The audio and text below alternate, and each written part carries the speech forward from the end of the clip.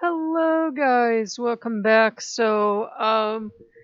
We've actually had a lot of stuff happen in the last day or so.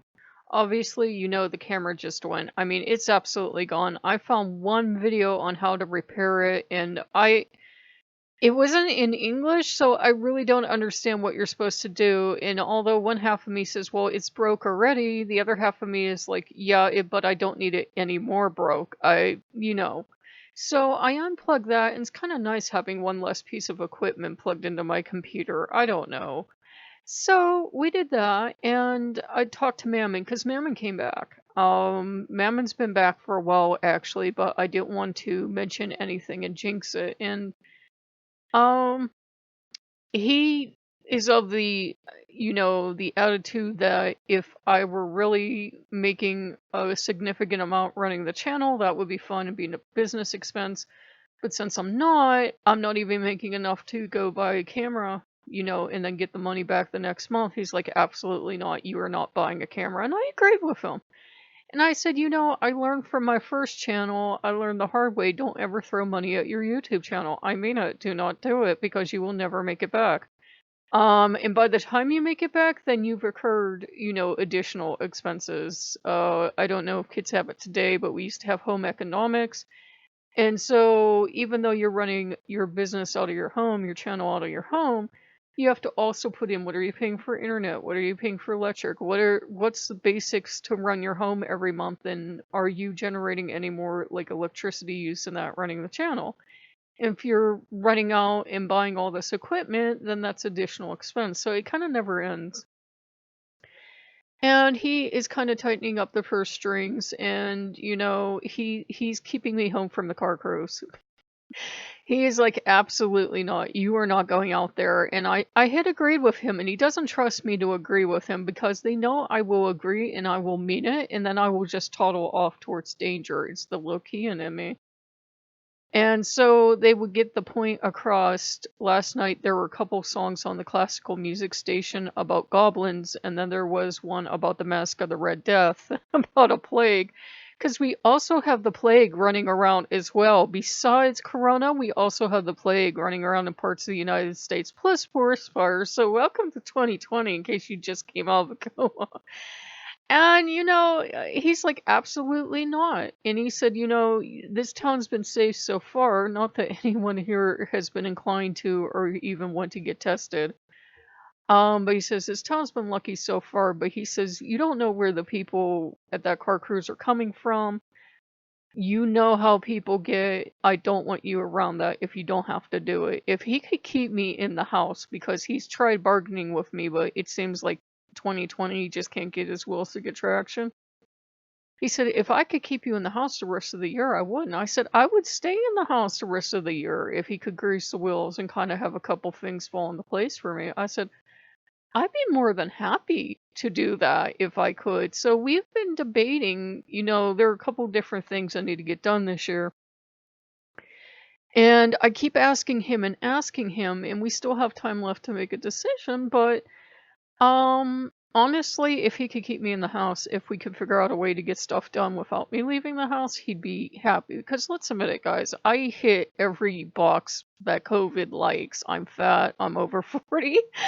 I already have breathing issues, as you guys can hear from the allergies that I have 24/7. So ideally, if I can keep my fat butt at home, I should. So we're trying to work this out.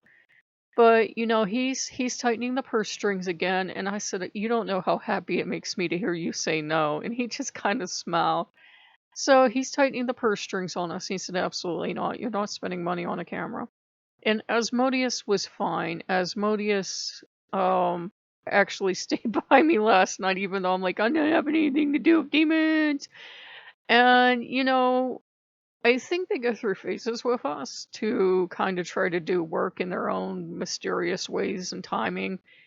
And he's agreed, and the others have agreed that it's time to move towards more of a god phase. They don't mind the term demon, but at the same time, being treated as the gods that they are, would be better. It's just you guys know if you do research, you find all these extremists out there, and we have very scant, you know, references from their original religions.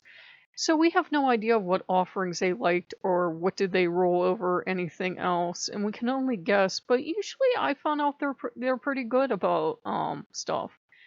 The ones that I work with that we refer to as demons, they're really chill. They're very highly ethical. I get lectures on ethics and controlling my temper from Satan on the regular. I get, lectures about you should listen the first time you're told something. And we do not do that. We're not those kind of people. That's Asmodeus's favorite lectures. We do not do that. We're not those kind of people. And so I take it personally, and it actually hurts my feelings when I see people running around playing spooky Hollywood Satanists, because that's not my experience, not even remotely. And I guess the good thing about having got burned in heathenry is that I recovered a lot faster getting burned this time. It was like, oh yeah, I remember this. And when that happens, you just have to decide, to have faith in your God, whoever you're working with, and work with them. And Asmodeus, being Asmodeus, to prove he is who he is, he will ever so often give me a shove towards the church. But I said, not like go back to church. That's not safe with COVID right now. But he's like, the EU churches out there, there's a lot of stuff out there. But I said to him, I tried asking Michael last night because I was confused, and Michael was like a brother to me. And I said, I tried asking God, and it was like nothing was coming back. Nothing was coming back. And when Asmodeus wants to clean up the energy in your house or something, he just goes on a rampage. So Asmodeus is going on the spiritual cleaning rampage. Meanwhile, Satan comes slinking up behind me. It's like, I had gotten rid of his temple, okay, because I was like, I can't work with demons anymore. And this all happened like within 24 hours. And he asked me today, he goes, yeah, I want a new temple. And I'm like, no, Satan, no. I never thought I'd say that as a witch. And, I end up building him Satan's castle again. And this time it's not a joke. The first time we did it to deliberately be funny, because he actually does have a wonderful sense of humor. And as a witch, it was very empowering. We had the witches meeting place and the googly-eyed Satan and all the other good stuff. And we were both laughing hysterically. But the more I thought about it, I thought, this is someone I want to work with and treat as a deity, or however he wants to be treated. I don't want to have him living in a joke, because the joke's got to wear thin. It's like if you work with Loki, he's pretty good natured, he's pretty funny, but when you've carried something too far, you just say you're sorry, and he kind of gives you side eye, but then he lets you go. And so Satan has a castle now, and I still have more left I could put in, like X amount of items I could put in, but it is the damn hugest build I've ever built. And I try to both honor stories from various cultures they've appeared in. That's the only way I can wrap my head around this. And try to honor other stuff, and try to honor stuff Asmodeus has said to me, and try to honor what I've actually found to be true with Satan. And, this is a demon who loves children and little animals. I tried to make sure I fit all that into it, and he seems pretty happy. And, he has this huge castle with all these rooms now. And you guys would have to see one of these builds, because they're impressively huge. They just take up most of the map, and you've seen how big those maps are. So imagine a giant castle on one of those maps. Now, it's not going to look like a castle. If I took you in, you're just going to see all these block walls, and you're going to see like the kind of Art Deco retro wave floor that they have in those things. But we did our best, and he understands that. And I said, I regret that they don't have, like, say, a castle that I could just pour in, and that would just be one object, and he could have, like, say, 20 or 30 of those things on that map. And he goes, no, this has to be built. It's part of the, it's part of the offering, and it's part of the way to get to know each other better. And Asmodeus was trying to help, but for some reason it works better if I just put on a creepypasta, or I put something else on that I can listen to. And if I'm listening and I'm moving and my brain's kind of loose and I'm really not trying to actually do anything on purpose, It just flows through me. I don't know if it's Asmodeus working through me or it's some kind of latent talent in me, but I think they look pretty damn nice. I was struggling at first because I didn't want to build Satan's castle. I was like, get away from me, Satan. I'm gonna go worship Jesus. He just kind of looked at me, raised an eyebrow. He's like, keep going, Missy, keep going. But, he followed me around. He was persistent. And, we're looking at the hens because, for these big, frightening, terrible demons they're all supposed to be, they're all like broody hens. Asmodeus threw a tantrum yesterday because he didn't like me watching this movie that Satan suggested. Satan finds those Hollywood Satan movies hilarious because, we're supposed to know they're not true. There's nothing of actual Satanism in there. He thinks they're hilarious. Asmodeus gets really offended and starts lashing his tail around and gets in a really bad mood. So, sometimes I have to reconcile the two, but he was trotting around after me, making sure I built him his temple, and I didn't want to do this. And at first, it was going so bad, guys. But then after a while, I kind of relaxed, and they all kind of just left me to do my thing, and it was really beautiful. To me, it's beautiful. And I told Loki, I said, I might be looking through the eyes of love because if I took you guys on a tour, you might look at one of these things and be like, this is the damn ugliest thing I have ever seen. But I'm going to say something nice just to be polite. But, they're what we can do. They're what we can do. And I'm always looking forward to trying to figure out new and innovative things to do on these maps. And they're all being pretty good. They know I like working on these temples. It's like some kind of meditation for me. So they're all pretty good about letting me go back in and tear stuff down and rebuild stuff. As long as it's something they've had for a while and they're kind of tired of looking at it. But it's been nice building these castles, building these temples, whatever you want to call them. And each one I try to suit to their personality, and I think it's going pretty good. And it was a nice day just to try to work with each other. And I think the universe was trying to give me a lesson. I should have told you guys to grab coffee. I think the universe was trying to teach me a lesson because I have this neighbor that he's really obnoxious. I've told you guys about him before. He was pretty damn good all summer, but he must know it's supposed to start getting cold next week. He was blaring his music so loud, I was surprised the roof didn't fall off my house.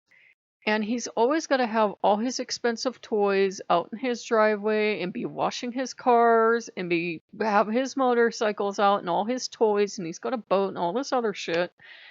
And he's always got to be showing off and showing off. And he's playing this music like, look at me, look what I have, look what I'm doing, look how much stuff I have. And I looked at Loki and I said, can't you break his, his stereo system? Like for 4 hours, you can give it back to him once the sun goes down.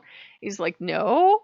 So, that happened. And it was like the universe is like, look, this is what a lot of these people that you're letting upset you that write these articles or run these channels or say all this stupid stuff. You're letting them get to you, and they're doing the same exact thing. It's like they're like my neighbor that he's got to always be showing off. He's always got to be showing you how much money he has and how much stuff he has and how loud can he play his radio and how obnoxious can his parties get. And he's like that. He's a jerk. Nobody likes him, but he's deluded. And there are people, that when they see you have a lot of stuff, they will pretend to like you. So yeah, he's got people that are hangers on and stuff like that, but you can tell they're just there because he has all the nice toys. If something, God's forbid, ever happened to the nice toys, he's not going to see them anymore. It's like, dude, they're there for your toys. They're not there for you. In a way, if he wasn't such an obnoxious, horrible person, you'd feel sorry for him.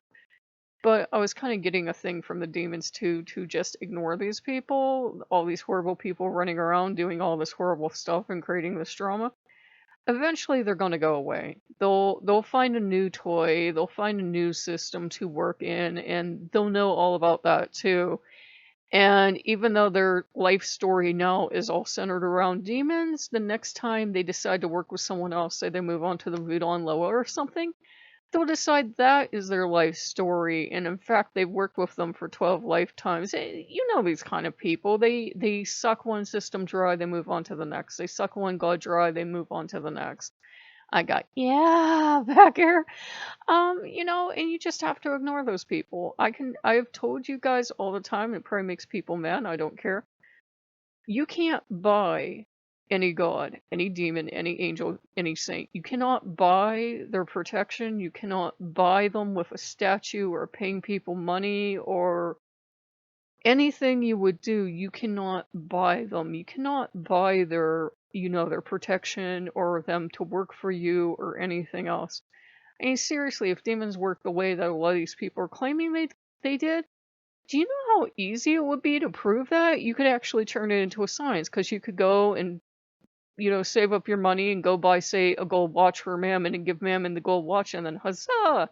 Stuff comes to you, right? No, it doesn't work like that. It's not a science. You might have nothing to offer and get great blessings or have a miracle happen.